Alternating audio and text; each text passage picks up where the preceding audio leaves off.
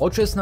do 20. októbra hostil inkubátorový dom v Moldave nad Bodvou výstavu školskej techniky, ktorú zorganizovala spoločnosť Alfasat, zaoberajúca sa predajom výpočtovej techniky, ako aj poradenstvom a ďalšími službami v tejto oblasti.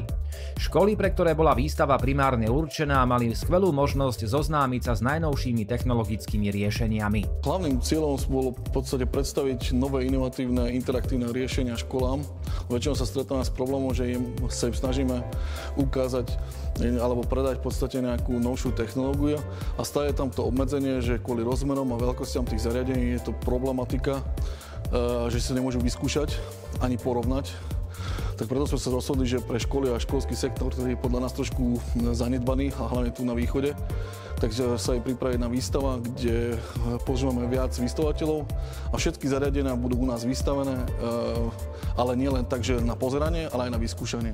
Snažili sme sa zamerať nielen v podstate čisto na tú informatizáciu, ale robiť také širšie spektrum aj na zariadenia, ktoré nie sú bežne v podstate potrebné pre vyučovanie, ale môžu pomôcť či už znižovanie energetických nákladov, alebo v automatizácii aj pre školy, aj pre samosprávy, aj pre tie škôlky.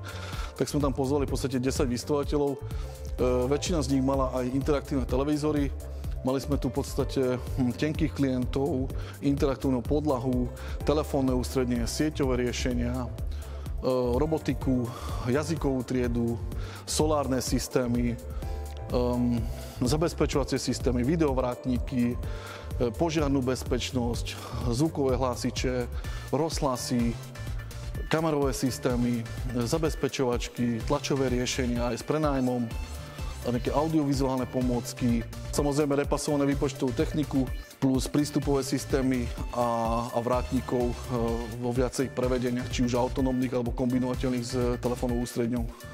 Samozrejme všetko bolo zapojené, tým pádom si to mohli vyskúšať. Jednotlivé vystavujúce spoločnosti ponúkli svojim potenciálnym klientom a návštevníkom výstavy isté výhody.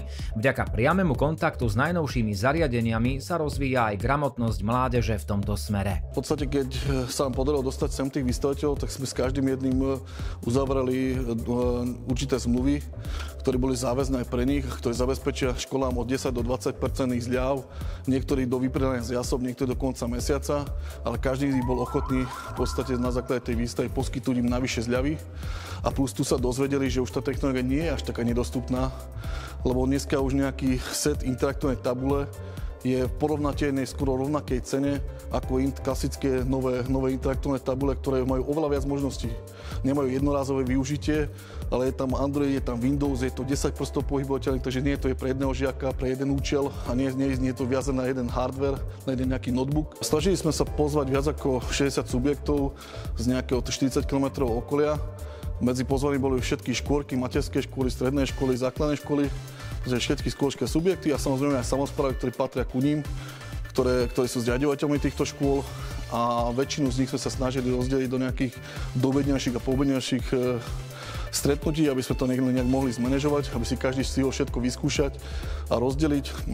Najviac návštev bolo od pondelka do stredy a potom štvrtok všetci, čo nevedeli presný dátum, tak prišli v štvrtok a sa s nimi individuálne predviedli všetky výstavky. Reakcie návštevníkov výstavy organizátorov veľmi príjemne prekvapili. Oni nás prekvapili s tým, že si mysleli, že prídu na 10-15 minút a budeme do ich tlačiť nejakým jedným produktom, silomocou predávať a prehovárať ich na nejaký nákup produktu, plus nejaké prezentácie do nich tlačiť.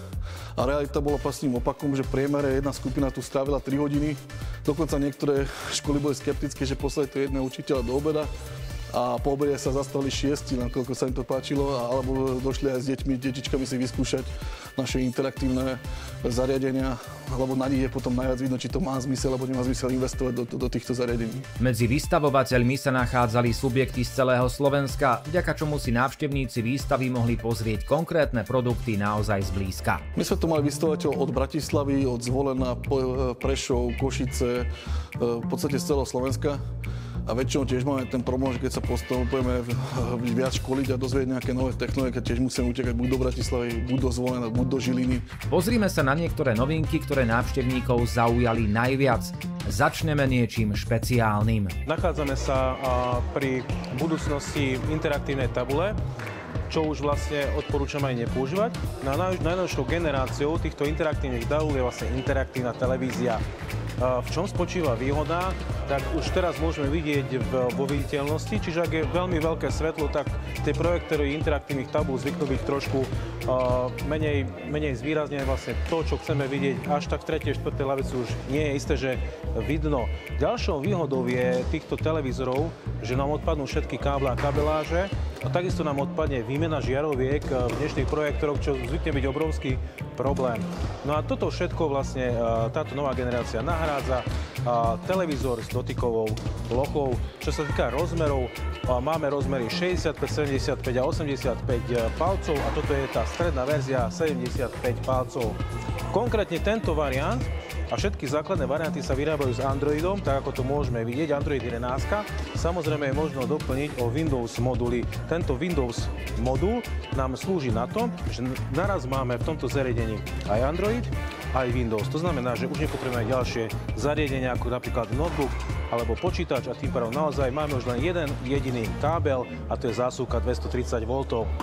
No ale aby som nerozprával len dlho o tom, čo tu je, poďme rovno na ukážku.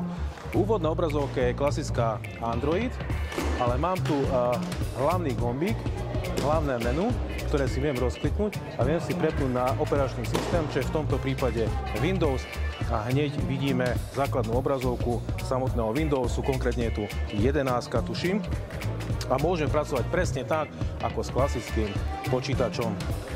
Sú tu integrované aplikácie, už teda nainštalované, ako je prehliadače, napríklad Firefox, Microsoft Edge, ale samozrejme máme tu aj doplnkové služby, ako je E-Class. E-Class už môžeme poznať aj z interaktívnych tabúl, tých novších. Je to software, ktorý slúži na výučbu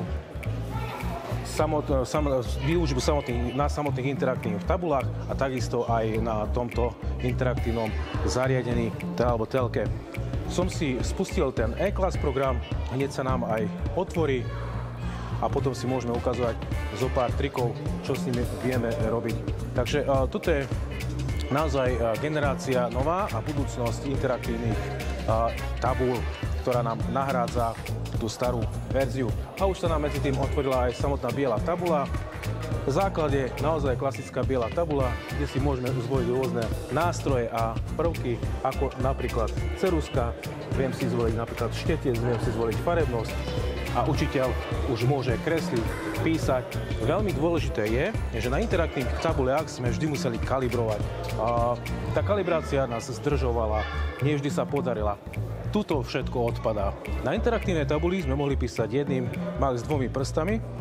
Pri týchto nových technológiách už môžeme minimálne 10, ba dokonca by som povedal aj s viacerými. Ten dotyk je multidotyk, čiže naozaj vedia viacerí žiaci naraz pracovať.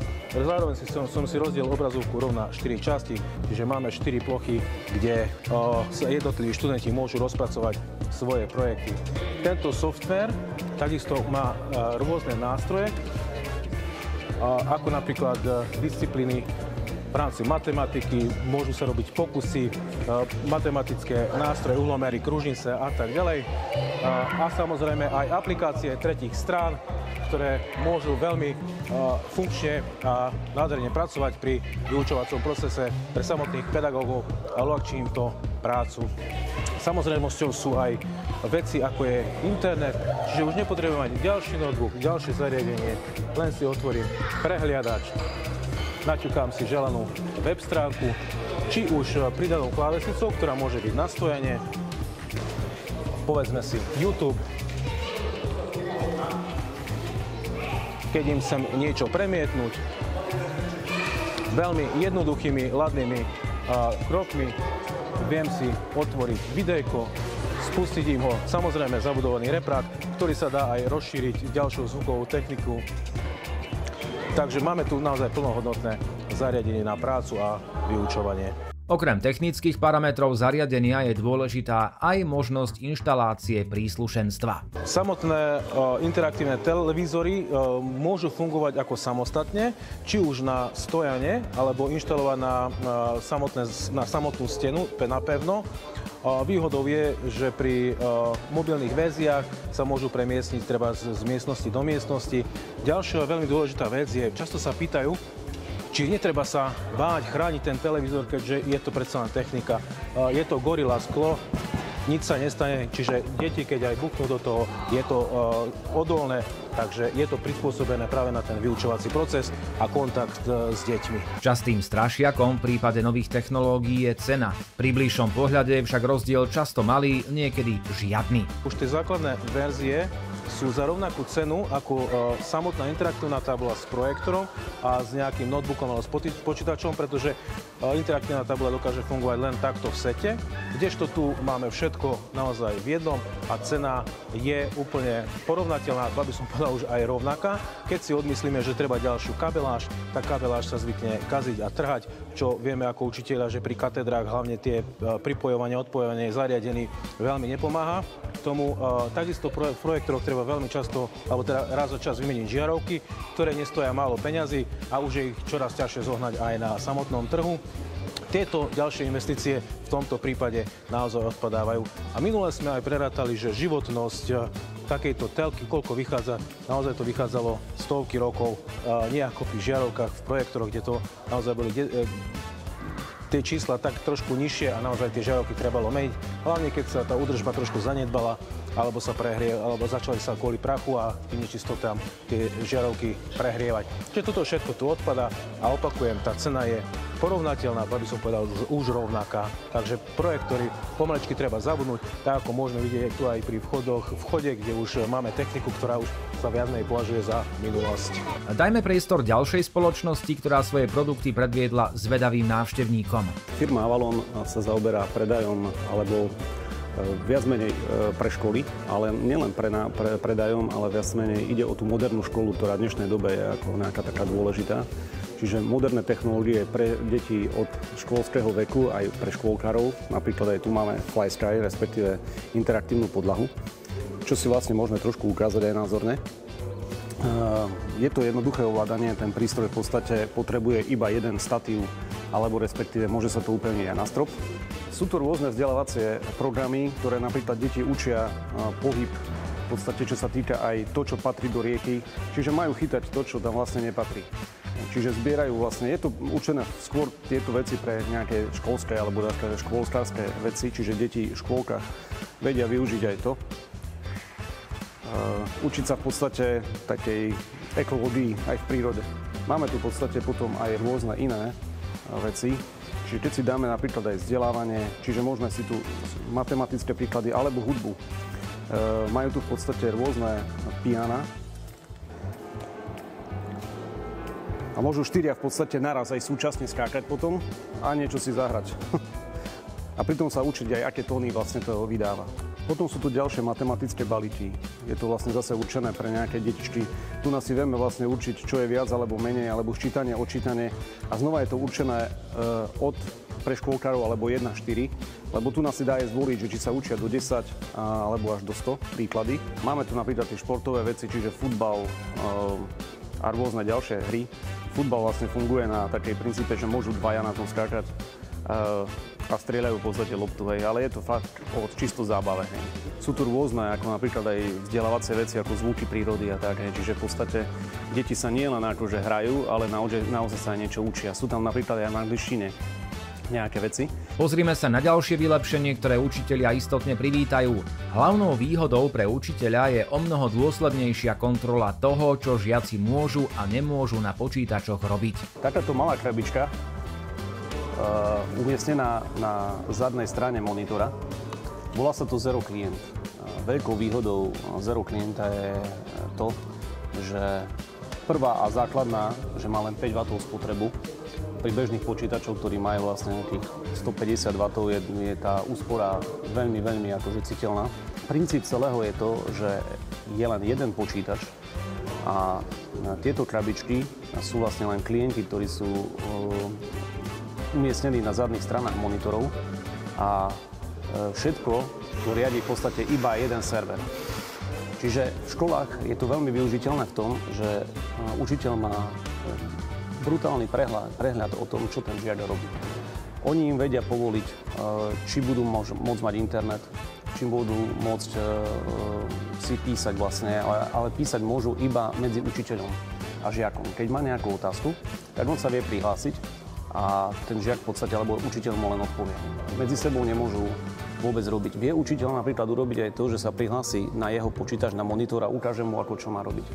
Takisto vie učiteľ zdieľať svoju plochu, čiže ukáže im jasne a názorne, že čo majú urobiť. Je to trošku také bližšie, lebo keď je nejaká interaktívna tabuľa alebo interaktívny projektor, tak niektorí žiaci musia zaostrovať a tu majú vlastne veľmi blízko. Hej. Takisto vie vlastne učiteľ poslať súbor pre všetkých naraz. Tieto zero klienti fungujú v podstate každý aj zvlášť. To znamená, že nielen to, čo im učiteľ povolí, ale oni majú svoje. Čiže oni aj keď tu na týchto monitoroch majú napríklad aj Minecraft. Keď im to dovolí učiteľ hrať sa, oni sa môžu hrať. Ale potom jedným tlačidlom ten učiteľ príde a môže to naraz všetko zrušiť a skončia. Hej. Super vec je aj v tom, že napríklad písanie písomiek, tak je tam také tlačítko, žiak príde, stlačí si to na monitore a hlási sa v podstate učiteľovi, učiteľ to vidí a on v podstate odpovie alebo príde k nemu, čo vlastne potrebuje. Je tam aj správa to, že ten žiak alebo ten učiteľ vie zakázať internet, vie zakázať USBčka, aby tam vlastne nepchali niečo, čo by nemali. A v podstate vie aj zakázať to, že sa nemôžu hlásiť. Čiže majú samostatnú prácu. Vieme tam urobiť v podstate do 30 klientov zhruba. Ale je to naozaj o tom, že štandardne tie triedy majú nejakých 26-28 žiakov maximálne. Používame tam naozaj najlepšie technológie, čo sa týka procesorov, proste i7 alebo i9 13. generácie. Takisto je poriadnu grafickú kartu, aby vlastne tá grafika vedela preniesť vlastne ten výkon na tie ostatné počítače, aby to išlo rýchlo. No a v poslednom rade, čo som aj povedal na začiatku, tak tá úspora energie je enormná.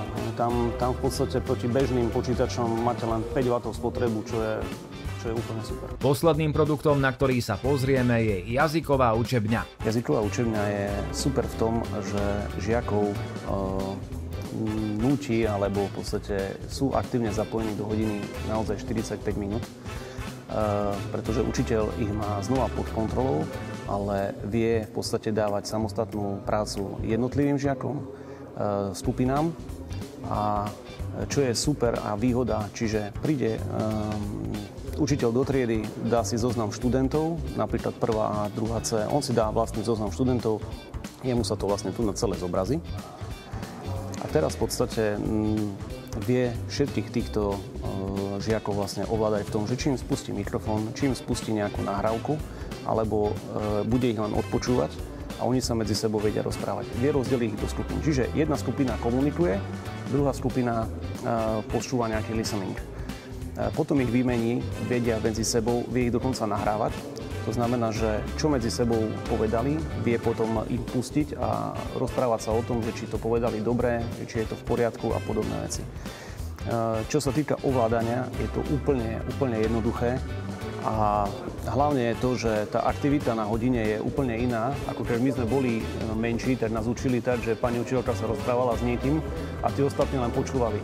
Tu je to naozaj o tom, že ten žiak je napojený 45 minút, ak to správne teda učiteľ urobí, ale je zapojený 45 minút do hodiny aktívne. Niekedy boli tie jazykové učebne robené štýlom, že každý žiak potreboval ešte aj nejaký svoj počítač, nejaký software. Tu v podstate toto je celým mozgom jazykovej učebne a potrebujú na to len slúchadlá. Výstava mala veľký úspech, čo ocenilo aj vedenie mesta, takže budúcnosť takýchto projektov v Moldave vyzerá nádejne. Tak vzhľadom na úspešnosť sme boli oslovení aj pánom primátorom, že sa mu to tiež pozdalo, že to je veľmi, veľmi zaujímavá a dobrá akcia. Tento rok bol akože prvý ročník, ale pokiaľ bude taká istá úspešnosť a dúfame, že bude ešte aj väčší záujem od tých škôl, tak sa určite posnažíme spraviť to aj na budúci rok. Po prípade rozmýšľame, že to budeme rozširovať aj o nejaké ďalšie zariadenia, ďalších vystaviteľov a možno pôjdeme aj na tie samosprávy a aj pre podnikateľské subjekty vymyslieť nejaký takýto typ výstavy. ktorý je proste blízko k ním, nemusia ďaleko cestovať, neplatia tam za nejaké nájmy, za vystavovateľov a iné náklady, na to by sa mohli zúčastniť a dozvedieť nejaké novinky, ktoré sú aktuálne dostupné. Cieľom takýchto projektov je zlepšenie služieb pre konkrétne skupiny používateľov, čo nie je nikdy na škodu. Na záver už hádam iba odkaz od predstaviteľa spoločnosti Alfasat. To sa dá chcem vám poďakovať všetkým, čo došli. A dúfam, že následne budeme môcť potom aj pomôcť s integráciou tých systémov v tých školách a škôlkach. A keď sa nám to podarí, tak určite by sme to zorganizovali aj na budúci rok. Alebo to vyzerá byť celkom akože schodná cesta, ako dostať tie nové technológie do povedomia tých škôl a škôliek, aby si mohli vybrať lacné, ale kvalitné riešenia, ktoré sú pre nich použiteľné. Nie násilím na ich natlačiť niečo, čo len bude namontované a nikto to nenaškolí, nikto to neserizuje a nikto to potom následne nechce používať.